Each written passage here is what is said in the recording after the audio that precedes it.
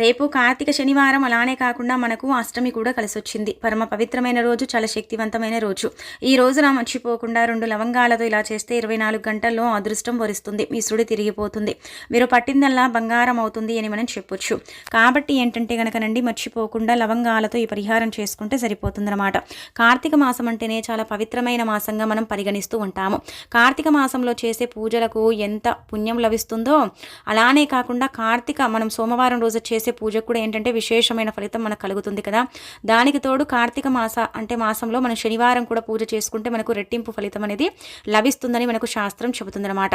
కాబట్టి కార్తీక మాసంలో అండి ఒక్క రోజైనా సరే, అంటే ఒక శనివారం అయినా సరే వెంకటేశ్వర స్వామిని ఈ విధంగా పూజించుకుని అలానే కాకుండా ఇలా లవంగాల పరిహారం చేసుకుంటే మీ ఇంట్లో ధనవర్షం కురుస్తుంది. వెంకటేశ్వర స్వామి అనుగ్రహం కలుగుతుంది. మీరు పట్టిందల్లా బంగారం అవుతుంది. అద్భుతమైన ఫలితాలతో మీ ఇల్లు తులతూగుతూ ఉంటుంది అని మనం చెప్పొచ్చు.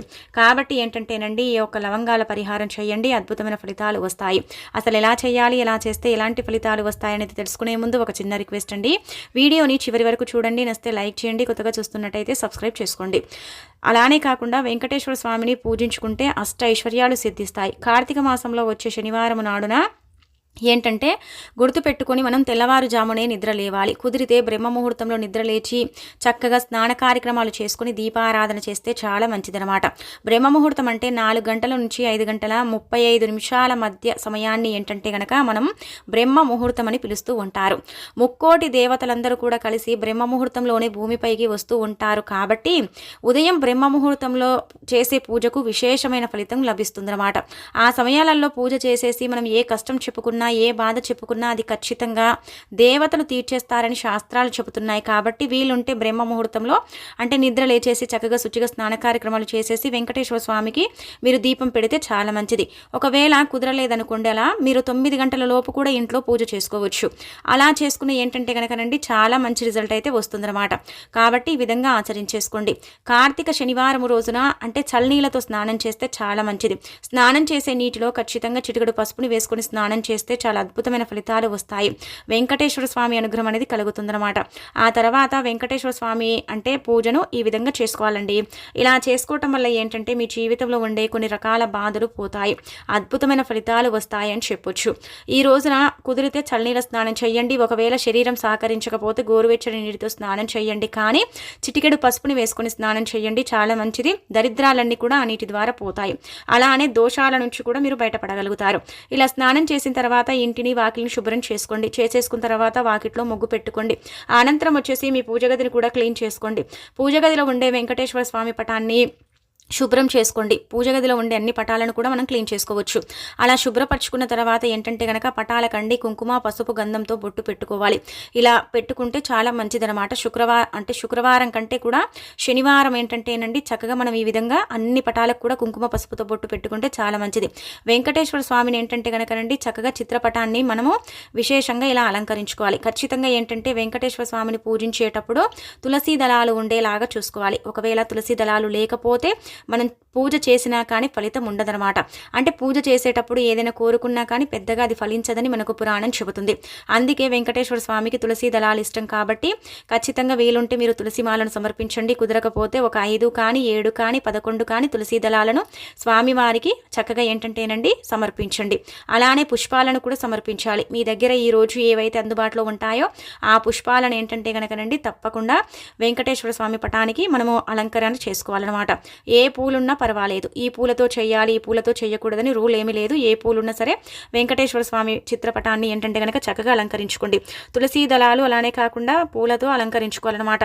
ఇలా అలంకరించుకున్న తర్వాత ఏంటంటేనండి స్వామివారి పటం ముందు చేసే దీపారాధన ఏంటంటే గనక ఖచ్చితంగా అండి భర్త సంపాదన పెరిగేలాగా చేస్తుందన్నమాట. ఇలా ఏంటంటే కార్తీక మాసంలో ఒక్క శనివారం మనము ఇలా ఈ విధంగా దీపారాధన చేసుకుంటే చాలా మంచిది. అలానే కార్తీక శనివారం రోజున దీపం పెట్టుకుంటే భర్త సంపాదన విపరీతంగా పెరుగుతుందని పురాణాలు చెబుతున్నాయి. ఏ స్త్రీ అయితే ఈ రోజు వెంకటేశ్వర స్వామిని పూజించుకుంటూ చక్కగా ఇలా సింపుల్గా పూజ చేసుకుని దీపం పెడుతుందో ఆ స్త్రీ యొక్క భర్త తప్పనిసరిగా అంటే ధనవంతుడై ఉంటాడు. అలానే కాకుండా చక్కటి యోగాన్ని కలిగి ఉంటాడని శాస్త్రం చెబుతుందన్నమాట. కాబట్టి ఈ విధంగా దీపారాధన చేసేసుకోండి, సరిపోతుంది. మీరేం చేయండి అంటే కనుకనండి, మీకు వీలుంటే ఖచ్చితంగా పిండి దీపారాధన చేయండి. పిండి దీపం అంటే చాలా ఇష్టం కాబట్టి స్వామివారికి పిండి దీపం చేసుకోండి. లేదు కుదరదనుకుంటే మాత్రం నార్మల్గా ప్రమిదల్లో కూడా మనము దీపారాధన చేయొచ్చు. మట్టి ప్రమిదలు తీసుకొని దానికి ఏంటంటే కనుకనండి, అందులో అంటే మనము ముందుగా తమలపాకుని కానీ రావి ఆకుని కానీ మనము అంటే ప్రమిద కింద పెట్టేసి చక్కగా అందులో నువ్వుల నూనెని కానీ ఆవు నేతిని కానీ మన స్తోమతకు తగ్గట్టు పోసేసి 2 ఒత్తులను ఒక ఒత్తిగా చేసేసి ఆ తర్వాత ఏంటంటే దీపారాధన చేసేసి ఆ దీపంలో భర్త సంపాదన పెరగాలని యాలక్కాయని వెయ్యాలి. అలా వేసిన తర్వాత ఏంటంటే కనుకనండి మనం చక్కగా సంకల్పం చెప్పుకోవాలి. ఆ తర్వాత కార్తీక శనివారం రోజున 21 యాలకులను అంటే ఒక దారానికి గుచ్చేసి ఆ యాలకుల మాలను కూడా తయారు చేసేసుకొని వెంకటేశ్వర స్వామి పటానికి ఏంటంటే కనుక యాలకుల మాలను కూడా వెయ్యండి. అలా వేస్తే ఏంటంటే కనుక భర్త సంపాదన విపరీతంగా పెరుగుతుంది. ఏ స్త్రీ అయితే భర్త సంపాదన లేదని బాధపడిపోతూ ఉంటుందో అలాంటి వాళ్ళు ఈ పూజ చేసుకుంటే చాలా మంచిదన్నమాట. ఈజీగా ఈ విధంగా పూజ చేసుకోవటం వల్ల అయితే అష్టైశ్వర్యాలు సిద్ధిస్తాయి. ఈ రోజున యాలకుల మాల, అలానే కాకుండా తులసి మాల, అలాగే వచ్చేసి పుష్పాలతో స్వామివారిని పూజించుకుంటే విపరీతమైన ధనయోగం కలుగుతుంది. డబ్బుకు సంబంధించిన సమస్యలన్నీ కూడా పోయి వెంకటేశ్వర స్వామి అనుగ్రహంతో ఏంటంటేనండి అప్పులు కూడా తీరిపోతాయని చెప్పొచ్చు. కాబట్టి ఈ విధంగా మీరు ఇంట్లో సింపుల్గా ఈ విధంగా పూజ చేసుకోండి. పిండి దీపం పెడితే చాలా విశేషమైన ఫలితాలు వస్తాయి. కార్తీక మాసంలో అంటే పూజ చేసుకుంటూ ఉంటాం కదా, కార్తీక శనివారం ఖచ్చితంగా అండి మనం ఏంటంటే పిండి దీపారాధన పెడితే మనకు 1000 రెట్ల పుణ్యం లభిస్తుందని శాస్త్రం చెబుతుందన్నమాట. ఇలా పిండి దీపారాధన చేసుకుంటే ఏంటంటే కనుక కోరికలు కూడా తీరుతాయి. ఇలా మీరన్నీ కూడా అంటే పూజ చేసుకుని దీపం పెట్టుకుని ఇవన్నీ చేసిన తర్వాత మీరు తప్పనిసరిగా ఏంటంటే కనుకనండి ఒక అరటిపండుని కానీ చిన్న బెల్లం ముక్కని కానీ నైవేద్యంగా పెట్టేసుకోండి, సరిపోతుంది. ఇలా దీపం పెట్టేసుకుని అద్భుతమైన ఫలితాలు వస్తాయి. వెంకటేశ్వర స్వామి అనుగ్రహం కలుగుతుందన్నమాట. ఇలా చేసేసుకుంటే ఏంటంటే స్వామి దయతో మీకు ఇబ్బంది అనేది అసలు ఉండనే ఉండదండి. అసలు మీ ఇబ్బంది అంతా కూడా పోవటానికి అవకాశం అయితే ఉంటుందన్నమాట. ఎవరైతే నిండు మనసుతో ఈరోజు వెంకటేశ్వర స్వామిని పూజిస్తారో వారికి ఆ స్వామివారి యొక్క అనుగ్రహంతో పాటు అన్ని విధాలుగా కూడా ఆ స్వామి యొక్క ఆశీస్సులు కలుగుతాయని పురాణాలు చెబుతున్నాయన్నమాట. చివరిగా ఏంటంటే కనుక ఇలా మీరు పూజ కార్యక్రమాలు చేసుకుని దీపం పెట్టుకుని ఆ తర్వాత పచ్చకర్పూరంతో హారతి ఇచ్చేసి మీకు అంటే ఏ కోరిక అయితే నెరవేరటం లేదో ఆ కోరిక చివరిగా మీరు కోరుకోండి.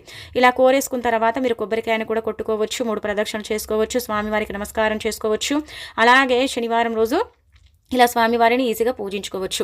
పూజించిన తర్వాత మనం ఏంటంటే కనుకనండి వీలుంటే మనం తులసి కోట దగ్గర కూడా దీపారాధన చేసేసుకుని తులసమ్మకు నీటిని కూడా సమర్పించేసుకుంటే సరిపోతుంది. అప్పుల బాధలన్నీ కూడా త్వరగా తీరిపోతాయి, సుఖ సంతోషాలు కలుగుతాయి, ఐశ్వర్యవంతులంగా మనం మారటానికి అవకాశం ఉంటుందన్నమాట.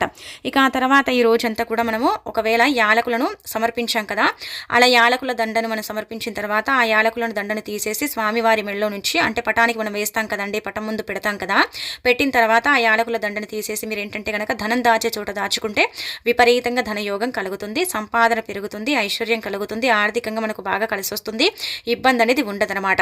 దీపంలో వేసిన యాలక్కాయ కూడా ఏంటంటే దీపం కొండెక్కిన తర్వాత దాన్ని తీసుకెళ్ళి మనము తులసి కోట మొదట్లో పాతి పెడితే సరిపోతుందన్నమాట. ఆ యాలకులు మనము స్వామివారికి సమర్పించినవి తీసేసి మనము ధనం దాచే చోట దాచుకుంటే ధన ద్వారాలు తెచ్చుకొని డబ్బు విపరీతంగా వస్తుంది. యాలకులు ఏంటంటే కనుకనండి దేవతలకు చాలా ఇష్టం, ముఖ్యంగా లక్ష్మీదేవికి ఇష్టం అన్నమాట.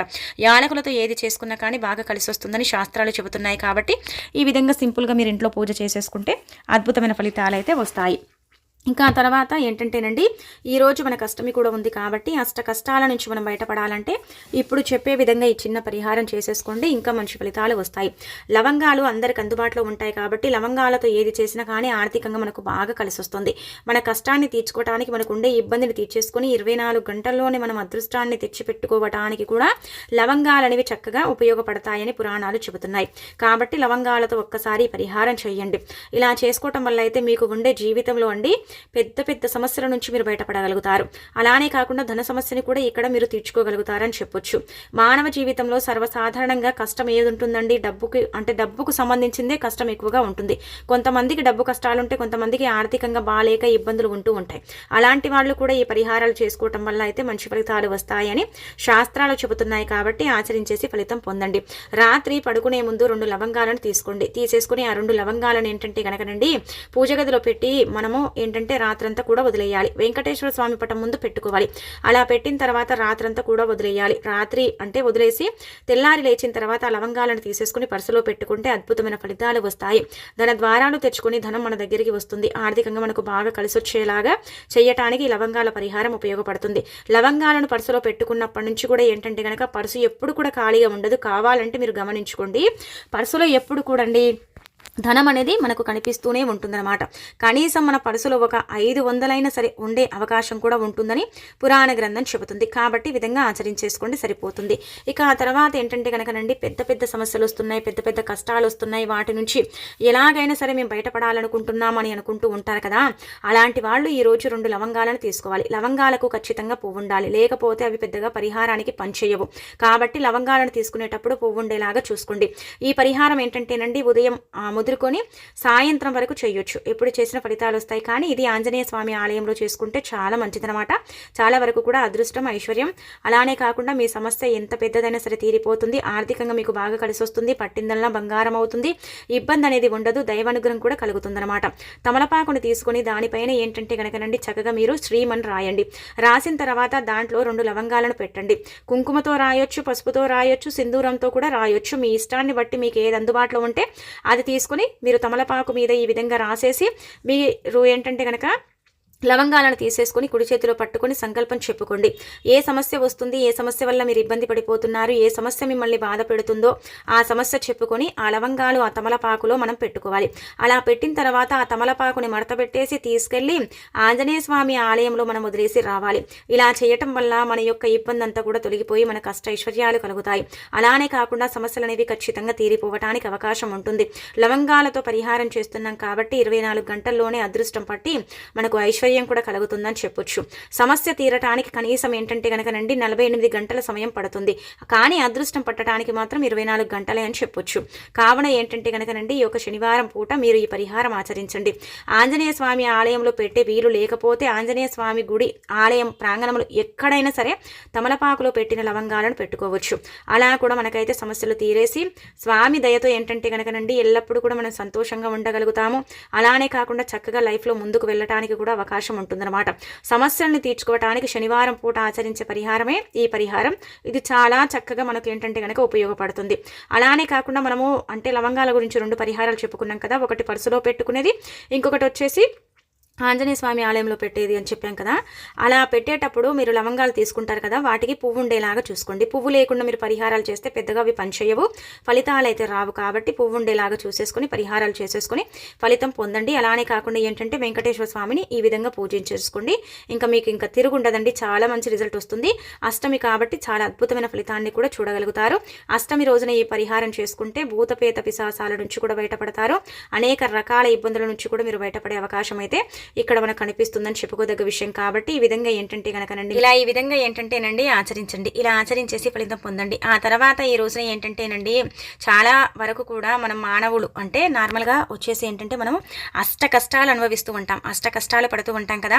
ఈరోజు కాళాష్టకం కదండి. అంటే కాళాష్టకం అంటే కనుకనండి శివుడి యొక్క రూపంగా భావిస్తారు. కాళాష్టకం అంటే కనుక ఈరోజు చాలా వరకు కూడా అండి కుక్కలకు ఆహారం పెడుతూ ఉంటారు. కాబట్టి మీ ఇంటి దగ్గరలో ఉండే ఒకవేళ కుక్కలు ఉన్నా, లేదంటే కనుక దగ్గరలో మీకు కుక్కలు కనిపించిన మీ వీధి కుక్కలైనా సరే పర్వాలేదండి. ఈ రోజు ఏంటంటే కనుక మీకు ఏదైతే ఆహారం అందుబాటులో ఉంటుంది అది పెట్టొచ్చు. అలా కుక్క ఆహారం తినేటప్పుడు ఏంటంటే కనుక మీ మనసులో మీకు అంటే చాలా వరకు కూడా అష్ట కష్టాలు పడుతున్నాం, ఇబ్బంది పడుతున్నాం, జీవితంలో అసలు సుఖ సంతోషాలు లేవు, అసలు చాలా బాధలు ఉన్నాయని అనుకుంటూ ఉంటారు కదా. అలాంటి వాళ్ళు కుక్క అన్నం తినేటప్పుడు ఇలా మీ మనసులో సంకల్పం చెప్పుకోండి. ఇలా చెప్పేసుకుంటే ఏంటంటే కనుకనండి ఖచ్చితంగా మీ యొక్క అంటే ఇలా సమస్యలు అనేవి తీరిపోవటానికి అవకాశం అధికంగా ఉంటాయన్నమాట. అందుకే ఈరోజు ఏంటంటే కనుక కుక్కకు అన్నం పెడితే చాలా మంచిది. నల్లటి కుక్క కన్నం పెడితే ఇంకా మంచిది. ఒకవేళ కుదరకపోతే వీధి కుక్కలకైనా సరే మీకు తోచినది అంటే చేసి పెట్టండి.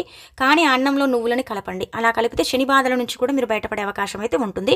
నువ్వులు ఏంటంటే కనుక అన్నాన్ని అంటే తెల్లటి అన్నాన్ని తీసుకుని అందులో కొంచెం మీరు కూరని కూడా కలపొచ్చు. అంటే కుక్కలు ఎలా తింటాయో ఆ విధంగా మనం పెడితే సరిపోతుంది. కానీ దానిపై నుంచి నువ్వులు వేస్తే చాలా మంచిదండి. ఇలా చేసేసి ముద్దలాగా అంటే చేసి కుక్కకు పెట్టవచ్చు. ఇలా పెట్టుకోవడం వల్ల కూడా మంచి ఫలితాలు ఉంటాయి. శని బాధలు పోతాయి. అనేక రకాల సమస్యల నుంచి ఇబ్బందుల నుంచి మనం బయటపడతాము. అలాగే ఏంటంటే గనక అష్టమి రోజు ఈ విధంగా ఆచరించడం వల్ల మంచి ఫలితాలు అయితే ఉంటాయి. మన జీవితంలో ఉండే కొన్ని శాపాలు, పాపాలు, గ్రహ దోషాలు, అలానే రాహుకేతు ప్రభావాలు, శని ప్రభావాల నుంచి కూడా మనకు విముక్తి కలుగుతుందని శాస్త్రం చెబుతుంది. కాబట్టి ఈ విధంగా ఆచరించేసుకుని మీరు ఫలితం పొందండి. ఈ రోజున మీరు కుక్క కన్నం పెట్టిన కాకి కనిపిస్తే ఓం శనిశ్చరాయ నమః అనుకున్న శని భగవానుడి యొక్క అనుగ్రహం కూడా కలుగుతుంది. అష్ట ఐశ్వర్యాలతో మీ ఇల్లు తులతూగుతూ ఉంటుంది. మీ జీవితం మారిపోయి మీరు పట్టిందల్లా బంగారం అవుతుంది. ఇబ్బందులు అనేవి లేకుండా మీరు ముందుకు వెళ్ళడానికి కూడా చక్కగా ఉపయోగపడే పరిహారాలు కాబట్టి పరిపూర్ణ నమ్మకాలతో చేసేసుకుని మంచి ఫలితాలను పొందండి.